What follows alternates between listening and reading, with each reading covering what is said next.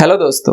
आप इंटरनेट तो चलाते ही हैं, पर अगर आप इसके बारे में थोड़ी बहुत भी जानते हैं कि इंटरनेट आखिर कैसे काम करता है, तो आपने वीपीएस यानी कि वर्चुअल प्राइवेट सर्वर के बारे में कहीं ना कहीं जरूर सुना होगा, क्योंकि आजकल ये बहुत ज़्यादा ही पॉपुलर हो रहा है।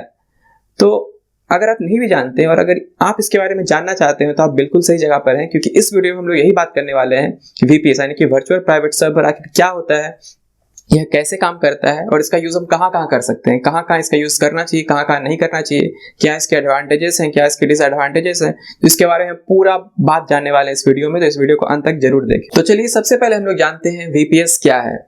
वीपीएस यानी कि वर्चुअल प्राइवेट सर्वर, इसे हम लोग वर्चुअल डेडिकेटेड सर्वर भी कहते हैं। तो यहाँ पे ऐसा कोई कंफ्यूज होने वाला बात नहीं है, वर्चुअल प्राइवेट सर्वर या वर्चुअल डेडिकेटेड सर्वर आप कुछ भी कह सकते हैं इसे। तो यहाँ पे आप देख सकते हैं कि एक वर्ड आ रहा है इसमें जो कि है वर्चुअल। यहाँ पे वर्चुअल वर्ड से मतलब है कि यहाँ पे कोई फिजिकल यानी कि रियल या वास्तविक चीज का बात नहीं हो रहा है। यहाँ वर्चुअल का वर्ड आया है, इसका मतलब है कि एक ऐसी चीज की बात हो रही है जो कि वर्चुअली बनाया जाता है। वर्चुअल प्राइवेट सर्वर एक ऐसी ऑनलाइन सर्विस है जिसमें लगभग आपको सारा कंट्रोल मिलता है, बिल्कुल वैसे ही जैसे आपको अपने पर्सनल कंप्यूटर या जिससे हम फिजिकल कंप्यूटर, आपके पास फिजिकल जो भी कंप्यूटर है उसमें मिलता है। कई सारे वीपीएस में तो आपको ऑपरेटिंग सिस्टम भी मिलता है, जो कि विंडो लिनक्स कुछ भी हो सकता है, जिससे आपको एकदम पूरा रियल वाला फील होता है।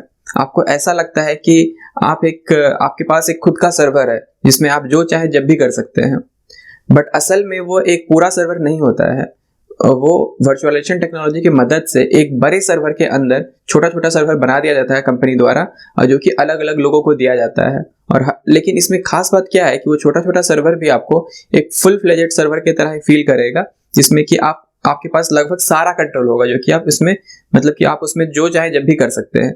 बट रियल में बात करें तो रियल में क्या है, एक बिग सर्वर है जिसके अंदर वर्चुअलाइजेशन टेक्नोलॉजी की मदद से छोटा छोटा सर्वर बना दिया गया है और एक एक सर्वर लोगों में बांट दिया गया है, अगर कंपनी पर्सपेक्टिव व्यू से देखें। लेकिन हम लोग के लिए फायदे का बात इसमें क्या है, हम लोग के लिए फायदे का बात यह है कि इसमें आपको एक डेडिकेटेड सर्वर ही मिल जाता है जिसमें कि आप कुछ भी कर सकते हैं, लगभग कुछ भी कर सकते हैं, और जो कि हमेशा इंटरनेट से कनेक्टेड रहता है, फास्ट इंटरनेट से कनेक्टेड रहता है, डिपेंडिंग ऑन आप किस प्लान वाला वर्चुअल सर्वर लिए हुए हैं। अब इसकी यूज की बात करें तो इसका यूज ज्यादातर बिजनेस ओनर अपने वेबसाइट या वेब ऐप को होस्ट करने के लिए करते हैं।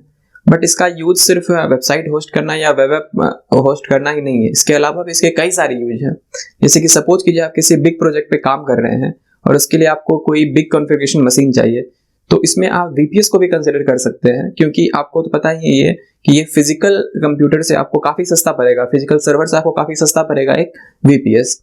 और इसमें खास बात यह है कि जब आपका काम खत्म हो गया तो आप इसे ड्रॉप भी कर सकते हैं और इसके चार्जेस को भूल सकते हैं। तो इस तरह वीपीएस को आप एक कंसिडर करके किया जा सकता है इस सिचुएशन में। साथ ही आप यूट्यूब लाइव देख सकते हैं, 24 आवर यूट्यूब लाइव चलता है, वो भी एक वीपीएस की मदद से किया जा सकता है। इसी तरह इसके बहुत सारे कई सारे यूज केसेस हैं डिफरेंट। और अभी तो हम वीपीएस को कह सकते हैं कि रिलेटिवली एक न्यू टेक्नोलॉजी है, और सपोज कीजिए कि इसका पॉपुलैरिटी अभी बढ़ने ही वाला है, क्योंकि एक फिजिकल सर्वर लेने से काफी सस्ता पड़ता है रियल सर्वर लेना, सॉरी एक फिजिकल सर्वर से काफी सस्ता पड़ता है ये वर्चुअल सर्वर लेना। और इसका खास बात यह है कि आप कुछ फिजिकल सर्वर लेते हैं तो उसका आपको मेंटेनेंस का भी ध्यान रखना पड़ता है, बट यहाँ पे मेंटेनेंस का ऐसा कोई भी बात नहीं है। आप एक वर्चुअल सर्वर लिए हुए मेंटेनेंस वो कंपनी हैंडल कर लेगा। और इसमें खास बात यह है कि आप जब चाहे इसका कॉन्फ़िगरेशन को अपग्रेड डाउनग्रेड कर सकते हैं, तो ये खास बात है एक वर्चुअल सर्वर लेने का। इसमें हम लोग एक बात किए थे कि वर्चुअल सर्वर, एक सर्वर के अंदर ही कई सारे वीपीएस होते हैं, लेकिन यहाँ खास बात क्या है कि हर वो वीपीएस के पास अपना खुद का एक ऑपरेटिंग सिस्टम होता है। तो ऑनर को ऐसा कुछ भी नहीं लगेगा, ऑनर को एक ऐसा ही लगेगा कि उसके पास अपना एक खुद का एक सर्वर है। वीपीएस को और अच्छे से समझने से पहले हम लोग कुछ छोटे छोटे वर्ड का मीनिंग अच्छे से समझ लेते हैं। जैसे कि एक वर्ड है हमारे पास वर्चुअलाइजेशन। तो वर्चुअलाइजेशन आखिर क्या होता है? तो अगर हम बात करें कंप्यूटर या इससे रिलेटेड दुनिया में, वर्चुअलाइजेशन का मतलब होता है कोई भी ऐसी चीज जो कि वर्चुअल हो, मतलब कि वो रियल में एग्जिस्ट ना करती हो, जिसे वर्चुअली बनाया गया हो।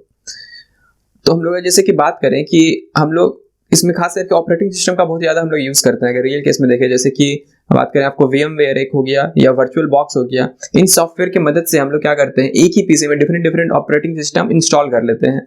जैसे कि इसका सबसे अच्छा एग्जांपल है कि सपोज कीजिए कि आपको कोई भी गेम है जो कि एंड्रॉइड में चलता है, उसको आपको अपने पीसी में खेलना है। इसके लिए कुछ कुछ सॉफ्टवेयर मिलता है जिससे आप क्या कर सकते हैं कि एक तरह से एंड्रॉइड को अपने पीसी में इंस्टॉल कर लिए हैं। ठीक है, एक सॉफ्टवेयर के अंदर वो मेरा एंड्रॉइड एक तरह से आ गया है, और अब फिर आप उस एंड्रॉइड के अंदर आप कोई भी एंड्रॉइड का फंक्शनैलिटी को यूज कर सकते हैं, जैसे कि प्ले स्टोर से कोई भी गेम इंस्टॉल करना हो या कुछ भी।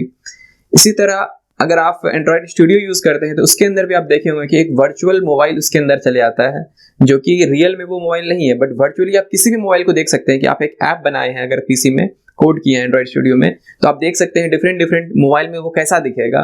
तो एक तरह से आपके पास वो रियल में तो आप मोबाइल है नहीं जो कि आप रियल में देखें, लेकिन वो वर्चुअली आप उस मोबाइल में देख सकते हैं कि उस मोबाइल में आखिर कैसा दिखेगा। इसी तरह काम करता है वर्चुअलाइजेशन टेक्नोलॉजी। वर्चुअलाइजेशन टेक्नोलॉजी से जैसे कि वीपीएस में भी कुछ कुछ होता है कि सपोज कीजिए आप विंडो ऑपरेटिंग सिस्टम यूज करते हैं और आपको कुछ आईओएस के लिए बनाना है, आईओएस के लिए टेस्ट करना है, तो आईओएस ऑपरेटिंग सिस्टम तो है नहीं, तो बट इसके लिए कुछ कुछ वेबसाइट हैं जो कि आपको आईओएस एनवायरनमेंट प्रोवाइड करते हैं, कुछ आपसे मनी चार्ज करेंगे और आईओएस एनवायरनमेंट आपको प्रोवाइड करेंगे जो कि आप आईओएस एक तरह से अपने विंडो के अंदर चला पाइएगा। तो एक तरह से वो क्या एक वर्चुअल मशीन आपके लिए क्रिएट कर दिया गया है। अब किसी भी ऑपरेटिंग सिस्टम के अंदर एक वर्चुअल मशीन क्रिएट करके आप डिफरेंट ऑपरेटिंग सिस्टम का एक तरह से उसको देख सकते हैं। तो ये एक कंसेप्ट हुआ वर्चुअलाइजेशन का। इसको एक हम सिंपल में आपको बताए हैं कि रियल एग्जांपल लेके। इसी तरह एक मतलब इसका एक बेसिक डिफिनेशन देखें तो क्या हो गया कि कोई वर्चुअलाइजेशन का मतलब हो रहा है, हम कंप्यूटर के टर्म में कह रहे हैं, वर्चुअलाइजेशन का मतलब हो गया कोई भी चीज जो कि वर्चुअली एग्जिस्ट करता हो, रियल में उसका कोई एग्जिस्टेंस ना हो, उसे हम लोग वर्चुअलाइजेशन कहते हैं। तो ये हो गया हमारा एक टर्म। तो चलिए अब हम लोग जानते हैं वेब होस्टिंग या होस्टिंग क्या है।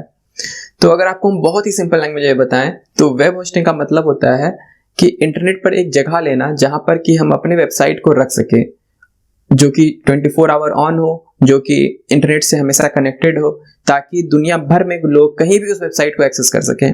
आप इसको एक एग्जांपल समझिए कि आप एक वेबसाइट बनाते हैं, ठीक है, और उसको आप एक्सेस तो अपने पीसी में कर सकते हैं, और अगर आप कुछ कॉन्फ़िगरेशन कर दें तो उसी को डिफरेंट लोग अपने फोन वोन में भी एक्सेस कर पाएगा। बट यहाँ पे पॉइंट का ये बात है कि आप अपने पीसी को 24 आवर तो ऑन नहीं रखिएगा और 24 आवर इंटरनेट से कनेक्टेड तो नहीं रखिएगा। तो हम लोग क्या करते हैं, एक वेब सर्वर लेते हैं, वेब होस्टिंग एक वेब सर्वर टाइप का ही हुआ, जहाँ पे कि आप अपनी वेबसाइट को रख देते हैं और फिर वो सर्वर जो रहता है वो मेरा 24 आवर ऑन रहता है, 24 आवर इंटरनेट से कनेक्टेड रहता है, जिसके जरिए अब इससे क्या होता है कि कोई भी हमारा साइट को एक्सेस कर पा सकता है 24 आवर कहीं भी इस वर्ल्ड में, ठीक है।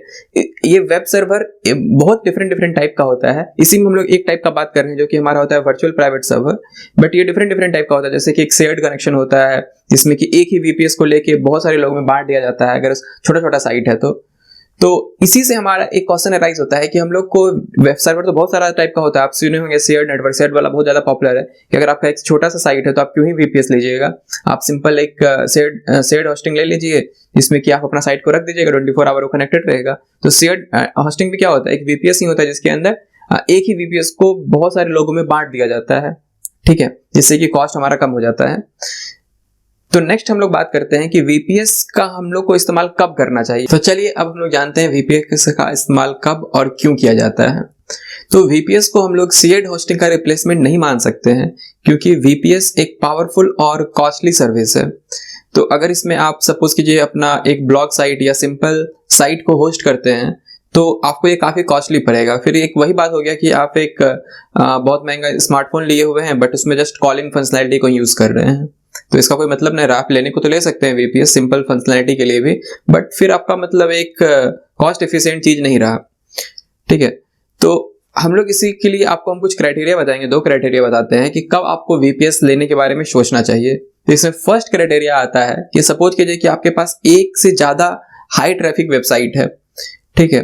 तो अगर आपके पास एक से ज़्यादा हाई ट्रैफिक वेबसाइट है तो इसमें क्या होता है, जब आपका शेयर्ड होस्टिंग आप लिए रहते हैं और इसमें वेबसाइट में आपका ट्रैफिक बढ़ते चल जाता है, तो इसमें क्या होता है कि साइट का स्पीड धीरे धीरे स्लो होने लग जाता है। आप देखे होंगे कि अगर आपके पास ट्रैफिक ज़्यादा आ जाता है तो साइट का स्पीड भी स्लो हो जाता है।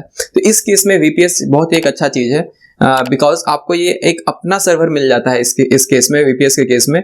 तो इसमें आपका साइट का स्पीड इंक्रीज होता है। हम तो इवन कहेंगे कि अगर आपके पास एक भी साइट है या ब्लॉग का ही कुछ भी है जो कि आप शेयर्ड होस्टिंग पे रखे हुए हैं और उसमें अच्छा खासा ट्रैफिक आने लग गया है, तो आप एक बार उसको वीपीएस में शिफ्ट करने का जरूर कंसीडर करें, क्योंकि इवन गूगल भी रैंक करता है, डिपेंड ऑन कि किसका वेबसाइट कितना फास्ट है, इसके बेस पे भी गूगल रैंक करता है साइट को ऊपर नीचे, ठीक है। तो अगर आपका साइट फास्ट होगा तो डेफिनेटली गूगल उसको ऊपर रैंक करेगा।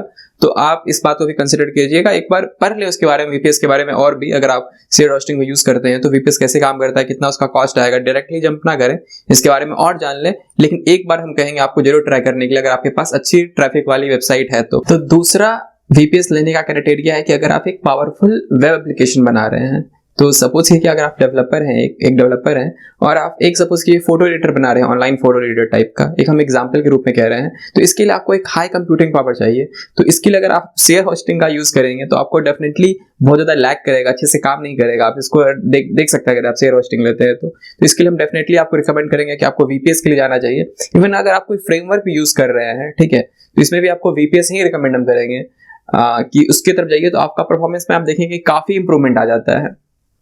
ठीक है, इसके साथ साथ आप सिंपल के लिए भी यूज कर सकते हैं। अगर आप उतना बजट आप क्या कहते हैं, बजट को आप देख सकते हैं कितना उसका जो भी कॉस्ट आएगा उसको आप सह सकते हैं, तो आपको हम रिकमेंड करेंगे कि वीपीएस की तरफ आप जा सकते हैं। तो इसका डिफरेंट डिफरेंट यूज केसेस हो सकता है। सपोज कि आपको 24 आवर लाइव ही जाना है तो भी आप वीपीएस के लिए जा सकते हैं।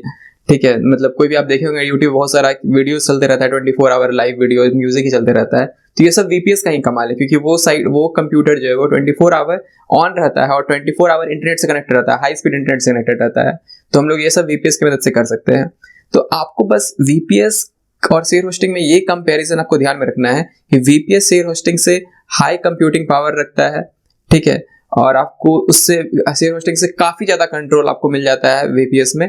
और इसके साथ एक इंपॉर्टेंट बात ये भी ध्यान रखना है कि वीपीएस शेयर होस्टिंग से कॉस्टली भी होता है। तो ये 3 बात आप याद रखिए और फिर आप अपना सिलेक्शन कीजिए कि आपको वीपीएस के साथ जाना है या कि शेयर होस्टिंग के साथ। तो चलिए अब हम लोग बात करते हैं वीपीएस के फायदे की, यानी कि एडवांटेजेस ऑफ वीपीएस। वीपीसी हम शायद बोलने लगे थे। तो एडवांटेजेस ऑफ वीपीएस की बात करेंगे, यानी वर्चुअल प्राइवेट सर्वर की। तो इसमें सबसे पहला हमारा आता है कि सर्वर पर फुल कंट्रोल। तो हमको वीपीएस की सबसे अच्छा बात यही लगता है कि हमको शेयर होस्टिंग के कंपैरिजन से काफी ज्यादा कंट्रोल मिलता है, क्योंकि इसमें बहुत सारे चीज जो चीज है जो कि हम अपने हिसाब से कर सकते हैं। सर्वर पे एक पूरी तरह हम दिखा सकते हैं कि क्या करना है क्या नहीं करना है, क्योंकि शेयर होस्टिंग क्या होता है कि बहुत सारा चीज प्री डिफाइन होता है, जो कि आपको फिक्स चीज, जो कि आपको फिक्स सेट टाइप का ही चीज जाके वहां पे करना है। बट वीपीएस के केस में आपको लगभग सारा चीज आपको ओपन टाइप का मिलता है, बिल्कुल आपके पर्सनल पीसी टाइप का, ठीक है, उस टाइप से ही आप उसमें सारा चीज सेटअप कर सकते हैं। बट यहाँ पे खास बात आपको ध्यान में ये रखना है कि जो कि इसका आपको हम एडवांटेजेस में बता रहे हैं, कुछ लोग को ये डिसएडवांटेजेस भी लग सकता है, क्योंकि इसमें आपको फुल कंट्रोल मिलता है, सारा सेटअप आप कर सकते हैं। तो आपको यहाँ पे सेटअप का नॉलेज होना जरूरी है, क्योंकि यहाँ पे आप सेटअप भी करने वाले हैं, जो कि आपको शेयर होस्टिंग में नहीं करना पड़ता था। बट इसमें आप कुछ लोग हैं जो कि होस्टिंग है, जो कि इसमें आपको वीपीएस भी देते हैं, जो कि ऑलरेडी प्री कॉन्फ़िगर्ड हो, जिसको आप चेंज भी कर सकते हैं बाद में। बट प्री कॉन्फ़िगर्ड भी वीपीएस मिलने लग गया है, इसमें भी अब ऐसा कुछ बात रहा नहीं। बट वीपीएस में एक खास बात है कि सपोज कि आपको नोड के लिए बनाना है, डिफरेंट कोई भी फ्रेमवर्क के लिए बनाना है, तो आप उसको खुद से सेटअप कर सकते हैं वीपीएस को जाके। तो ये है उसका पहला एडवांटेज, यानी कि सर्वर पर फुल कंट्रोल। तो इसका दूसरा एडवांटेज में आता है ऑन डिमांड ऑपरेटिंग सिस्टम, यानी कि मनचाहा ऑपरेटिंग सिस्टम। तो इसकी जो एक बहुत ही अच्छी खास बात ये भी है कि इसमें आप बहुत सारी डिफरेंट वैरायटी में चूज कर सकते हैं कि कौन सा ऑपरेटिंग सिस्टम आपको पसंद है, और इसमें आपको वाइड वैरायटी मिलता है। जैसे कि एग्जांपल में ले लें कि विंडो, लिनक्स, उबंटू, मिंट, ये डिफरेंट टाइप के आपको ऑपरेटिंग सिस्टम इसमें मिलते हैं, जिसको आप चूज कर सकते हैं। बट यहाँ पे हम देखते हैं कि हम लिनक्स यूज करते हैं, बिकॉज सिक्योरिटी में काफी अच्छा रहता है लिनक्स। जैसे कि हम अपने पीसी में तो भले ही विंडो यूज करते हैं, बट हम अगर वीपीसी लेते हैं तो हम लिनक्स को यूज कर लेते हैं। तो आप कमेंट सेक्शन में लिख के बताइए कि आपको कौन सा ऑपरेटिंग सिस्टम, आप अगर वीपीसी लेते हैं तो कौन सा ऑपरेटिंग सिस्टम आप चूज करेंगे, कौन सा ऑपरेटिंग सिस्टम है जो कि आपका फेवरेट है। तो ये आप कमेंट सेक्शन में जरूर लिख के बताएं। थर्ड एडवांटेज हमारा आता है सस्ता, यानी कि लेस कॉस्टली। तो आपको बता दें कि अगर आप ये वीपीएस यानी कि वर्चुअल प्राइवेट सर्वर के बजाय अगर आप अपना खुद का सर्वर प्रेफर करते हैं, यानी खुद का रियल फिजिकल सर्वर आप बनाने प्रेफर कर रहे हैं, तो आपको बता दें कि वीपीएस आपको काफी सस्ता पड़ेगा अपने फिजिकल सर्वर से। और इसमें सबसे खास बात जो हमको पर्सनली लगता है वो है कि हमको मतलब सबको ही लगेगा कि इसमें मेंटेनेंस कॉस्ट कुछ भी नहीं है, जो कि आपको रियल सर्वर में पड़ेगा। रियल सर्वर में आपको सबसे पेन जो आपको आने वाला है वो है उसका मेंटेनेंस में, जो कि यहाँ पे आपको वीपीएस के केस में ऐसा कुछ भी नहीं है, आपको मेंटेनेंस का कोई भी ध्यान नहीं रखना है। मेंटेनेंस खुद ब खुद जो भी उसका कंपनी होगा वो कर रहा है, ठीक है। तो आपको ये, और ऊपर से अगर आप मेंटेनेंस को भी हटा दे, फिर भी आपको जो एक रियल सर्वर आप लेते हैं तो इसमें आपको एक सेकंड प्रॉब्लम क्या आता है कि आपका काम अगर खत्म हो गया तो वो रियल सर्वर तो आपके पास पड़ा का पड़ा हुआ है, आपका कॉस्ट तो उसमें लग चुका है। बट वीपीएस के केस में आपके पास हमेशा एक ऑप्शन है कि आप जब चाहें इसे तब छोड़ सकते हैं। तो ये आपको एक फायदा, तीसरा आपको जो हमको इसका एडवांटेज लगता है वो है वीपीएस का। चौथा हमारा इसमें आता है कि मोर पावरफुल। तो इसके बारे में हम लोग ऑलरेडी बहुत सारा बात कर चुके हैं कि शेयर होस्टिंग के कंपेयर में ये काफी ज्यादा पावरफुल है, और ऐसे भी बहुत ज्यादा पावरफुल है क्योंकि आपको एक कंप्लीट आपको एक सर्वर मिल रहा है, तो ये पावरफुल होगा ही बिल्कुल। तो पावरफुल में इसमें कोई है नहीं। तो आपको बता दें कि पावरफुल में अगर इसका हम देखें तो VPS इतना पावरफुल होता है कि आपका जो रियल पीसी अगर आप देख रहे हैं जो आपके पास है पड़ा हुआ, इससे भी ज्यादा पावरफुल आपको लगेगा अगर आप VPS का यूज करते हैं। मतलब कि आप सोचिए एक साइट आप बनाते हैं कोई भी और उसको अपने पीसी में चलाइए, तो उसमें आपको जितना फास्ट लग रहा है इससे फास्ट ही होगा जब आप उसको VPS में अपलोड कर दीजिएगा, ठीक है। क्योंकि उसका एक तो क्या होता है कि VPS की आपके अपने पीसी में कि बहुत सारा सॉफ्टवेयर चल रहा होता है, तो उसका फुल पावर का यूज नहीं कर पाता, जो कि VPS में फुल पोटेंशियल का उसका यूज हो रहा होता होगा सिर्फ और सिर्फ आपके ही साइट पे। दूसरा इसमें खास बात क्या है कि जब आप VPS लेने जाइएगा तो आप देखिएगा कि जैसे कि आप फिजिकल अपना पीसी लेते हो तो आपसे पूछता है कितना रैम चाहिए आपको, कितना प्रोसेसर चाहिए। सेम उसी टाइप का VPS के टाइम में भी आपसे पूछा जाएगा रैम, प्रोसेसर, और उसके हिसाब से आपसे पे भी लिया जाएगा बिल्कुल, बट उसके हिसाब से आपको परफॉर्मेंस में भी इंप्रूवमेंट दिखेगा कि जिस तरह का कि आप रैम और प्रोसेसर लेते हैं उस टाइप से, ठीक है। तो ये फोर्थ है इसका, जो कि है हाई परफॉर्मेंस, या कि आप इसको कह सकते हैं हाई कंप्यूटेंसी पावर, यानी कि ज्यादा पावरफुल। नेक्स्ट हम लोग बात करते हैं डिसएडवांटेजेस ऑफ VPS, यानी कि VPS का क्या क्या नुकसान है उसके बारे में। तो आपको ये बात हम कितनी बार बताए हुए हैं कि किसी भी चीज का कितना ही फायदा हो बट उसका कुछ ना कुछ डिसएडवांटेज जरूर होगा, कुछ ना कुछ उसका नुकसान जरूर होगा, ठीक है। तो इस तरह VPS का भी कुछ ना कुछ नुकसान है, कई सारे हैं। तो इसमें से आपको हम कुछ के बारे ऑलरेडी बता भी चुके हैं अपने वीडियोस में ही प्रीवियस, अगर आप गौर से देखेंगे तो जिसको आपको हम जस्ट रिमाइंड करा देते हैं। तो इसमें एक नुकसान क्या है कि आपको इसमें सब कुछ जैसा आपको बताया था खुद से मैनेज करना पड़ता है। तो खुद से जब मैनेज करना पड़ता है तो सारा सिक्योरिटी कॉन्फ़िगरेशन सब कुछ आप खुद से करते हैं, सब कुछ आपको फुल पावर दे दिया गया तो आपको खुद से मैनेज करना पड़ता है। बट सपोज कीजिए कि आपको इसके बारे में पूरी जानकारी नहीं है तो कभी कभी ये हैक हो जाता है, बट इसका भी ध्यान आप कुछ ना कुछ मतलब कि जो भी प्रोवाइड करते हैं VPS उसका ध्यान भी वो रखने लग गए हैं कि VPS भले ही आपको प्रोवाइड कर दे बट सिक्योरिटी को वो खुद ही अपने में हैंडल करते हैं। बट सपोज किए कि फिर भी आपको कोई VPS मिल रहा है जो कि आप खुद से उसका सिक्योरिटी भी कॉन्फ़िगर कर रहे हैं, तो आपको ध्यान रखना पड़ेगा कि इसके बारे में आपको पूरी जानकारी हो ताकि वो हैक ना हो जाए। अगर आप किसी अच्छे ऑर्गेनाइजेशन के काम कर रहे हैं तो आपको ये सब बात का ध्यान रखना पड़ेगा। दूसरा जिसका डिसएडवांटेजेस है कि वो है कि अगर आप सपोज कीजिए कि एक स्मॉल साइट है उसको अगर आप चला रहे हैं VPS में, तो फिर आपके लिए एक तरह से ये डिसएडवांटेज बन जाता है VPS का, क्योंकि आप VPS का फुल पोटेंशियल तो यूज कर नहीं रहे हैं, जबरदस्ती का VPS ले लिए हुए हैं और आप हाई कॉस्ट पे कर रहे हैं। और इसका सबसे बेस्ट एग्जांपल आपको हम ऑलरेडी दिए हुए हैं कि आप एक स्मार्टफोन लिए हुए हैं और उसमें जस्ट कॉलिंग फंक्शनैलिटी का यूज कर रहे हैं, तो उसके लिए तो फिर आपका कीपैड मोबाइल भी काफी था। तो अगर आप एक हाई पावरफुल मोबाइल लिए हुए तो उसका फुल पोटेंशियल का यूज जब तक अगर आप नहीं कर रहे हैं तो फिर क्या ही मतलब रहा। अगर आप हाई पीसी लिए हुए, हाई एंड पीसी लिए हुए हैं और उसमें आप नॉर्मल वीडियो ही देखने का काम कर रहे हैं, फिर तो आपको वो 22,000 का भी आपका लैपटॉप में चल ही जाता। तो आप तो चला तो सकते ही हैं, कोई इसमें दिक्कत नहीं है, बट आप उसका फुल पोटेंशियल यूज नहीं कर रहे। एक तरह से आप इसको डिसएडवांटेज में काउंट कर सकते हैं कि स्मॉल साइट के लिए नहीं है VPS, ओके, जो कि मतलब सिंपल एक पोर्टफोलियो साइट में अगर इसको हमको लगाना है उस पर। तो ये था कुछ डिसएडवांटेजेस। आई होप आपको ये वीडियो अच्छी समझ में आया होगा कि VPS क्या है, जो भी आपका डाउट हो वो सब क्लियर हो गया होगा और आप समझ सके होंगे कि VPS आखिर क्या होता है। तो इसी पे हम एक और वीडियो बनाए हुए हैं क्लाउड कंप्यूटिंग में, उसमें भी हम बताए हुए डिफरेंट टाइप का VPS के बारे में बहुत सारी बात बताए हुए हैं। तो अगर आपको ये वीडियो अच्छा लगा हो तो आई होप आपको वो भी वीडियो बिल्कुल पसंद आया होगा। तो इसके बाद जरूर देखिए आप क्लाउड कंप्यूटिंग वाले मेरे वीडियोस को। तो इस वीडियो को देखने के लिए धन्यवाद। आई होप आपको ये वीडियो पसंद आया होगा। पसंद आया तो इसको वीडियो को बिल्कुल एक लाइक कर दीजिए और कमेंट में बताइए कि आप नेक्स्ट किस वीडियो के बारे में जानना चाहते हैं, कौन सा टॉपिक है जो कि आपको परेशान कर रहा है, उसके बाद बताइए, हम उसके बारे में वीडियो जरूर बनाएंगे और हम सारा कमेंट को रीड करते हैं। तो और चैनल को भी सब्सक्राइब जरूर कर लीजिएगा ताकि इस टाइप का और वीडियो मिले तो आप तक पहुंच जाए। तो वीडियो को देखने के लिए धन्यवाद। मिलते हैं आपसे नेक्स्ट वीडियो में। Good bye.